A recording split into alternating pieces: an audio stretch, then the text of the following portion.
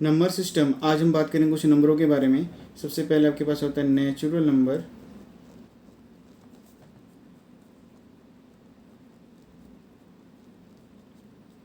Natural number जो हमें प्राकृतिक नहीं सिखाया है, स्कूल के अंदर स्टार्टिंग के अंदर हम काउंटिंग सीखते हैं 1 से 2 3 4, ये जाएगा प्लस इन्फिनाइट तक।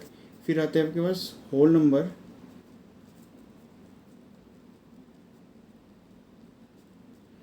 होल नंबर आपके पास आ जाएगा 0 से 0 1 2 3 4 प्लस इन्फिनाइट तक जाएगा। याद करने के सबसे आसान तरीके हैं नेचुरल नंबर। जो हम स्कूल में जाते हैं फर्स्ट क्लास से, तो आप 1 से काउंटिंग स्टार्ट करते हैं। फिर होल नंबर यानी कि सभी संख्याएं आपके पास आ जाएगा 0। यहाँ पर आपके पास ओ आ रहा है, यहाँ पर आपके पास 0 आ रहा है। आप इसको भी ऐसे ध्यान में रख सकते हैं। फिर हम बात करेंगे इंटीजर्स की। नेचुरल नंबर हो गया, होल नंबर हो गया, आपके पास आ जाएंगे फिर माइनस में वैल्यू। तो मैं सबसे पहले 0 से स्टार्ट कर रहा हूँ। 0 1 2 3 4, ये प्लस इन्फिनिट तक। और नेगेटिव वैल्यू भी आ जाएगी इसके अंदर, -1 -2 -3, और ऐसे करके माइनस इन्फिनिट तक चला जाएगा। फिर हम बात करेंगे रियल नंबर की।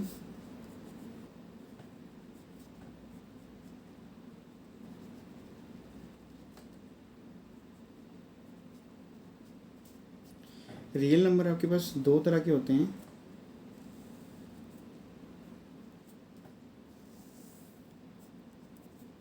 सबसे पहले आपके पास होता है रैशनल नंबर।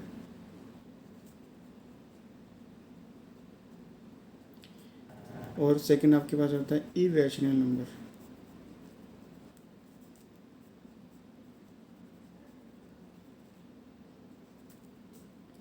रैशनल नंबर आपके पास दो तरह के होते हैं।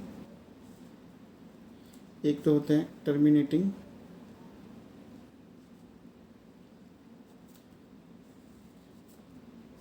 दूसरा होता है नॉन टर्मिनेटिंग रिपीटिंग।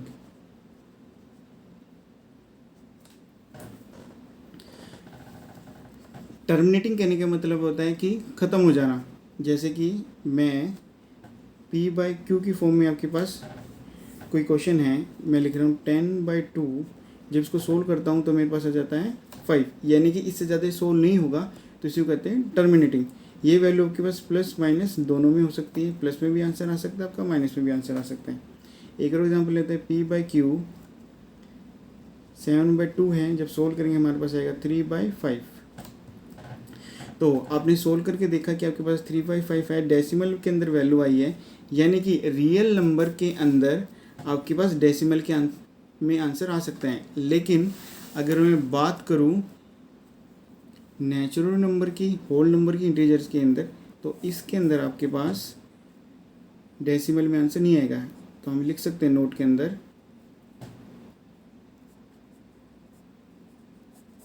नोट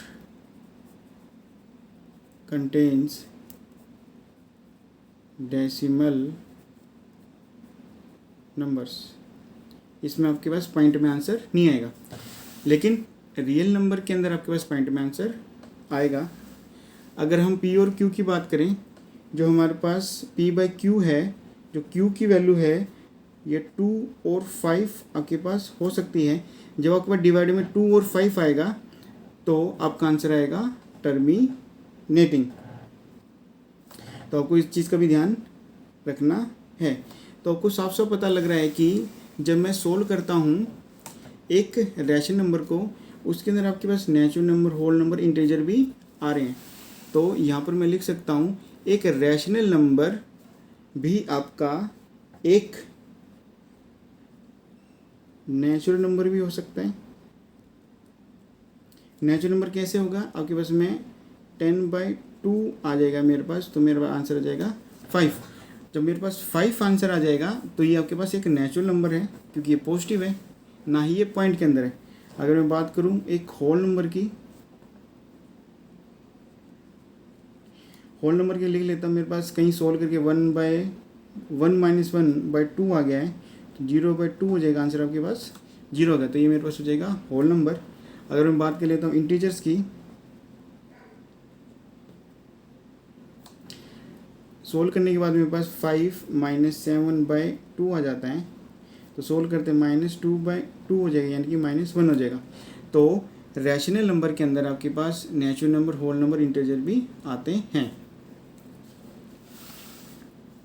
फिर बात करेंगे नॉन टर्मिनेटिंग रिपीटिंग। आपका टर्मिनेट नहीं हो रहा है, वो रिपीट होता जा रहा है। जैसे कि मेरे पास आएगा 10/3 ले लेता हूँ, जब सोल्व करूँगा तो मेरे पास आएगा 3.333, ऐसे ही चलता ही रहेगा। तो हम इसको आसानी से लिख सकते हैं 3.3 का बार, यानी कि जो बार वाली वैल्यू हैं वह सभी की सभी आपके पास आएंगी नॉन टर्मिनेटिंग रिपीटिंग के अंदर होंगी, वो आपके पास होगा कि रैशनल नंबर होगा। ये प्लस माइनस दोनों में हो सकती हैं। और एग्जांपल ले लेते हैं, जैसे मेरे पास है 1.010101 ऐसे करके मेरे पास वैल्यू आ रही है, तो 0 1 का मैं बार लिख दूंगा, ये भी आपके पास हो जाएगा नॉन टर्मिनेटिंग रिपीटिंग हो जाएगा। तो अगर एक सिंपल सा एग्जांपल ले लें हम, कि मैं P/Q के अंदर आपके पास क्वेश्चन है, जो Q की वैल्यू है वह है 2 और 5 को छोड़ के, यानी 2 और 5 को छोड़ के जो भी आएगी वह आपको एक नॉन टर्मिनेटिंग रिपीटिंग आंसर निकाल के देगी। तो यह मैं कह सकता हूँ नॉट कंटेन सेपरेटली, यानी कि 2 और 5 को छोड़ दूँ तो बाकी जो वैल्यू आएंगी आपके पास डिवाइड के अंदर, डिनोमिनेटर के अंदर, तो वो आपको देंगे एक नॉन टर्मिनेटिंग रिपीटिंग। एक बार और समझ लेते हैं इस लाइन का मतलब क्या है। जैसे मेरे पास P/Q की फॉर्म में कोई है नंबर, तो 1/2 × 7 भी हो सकता है।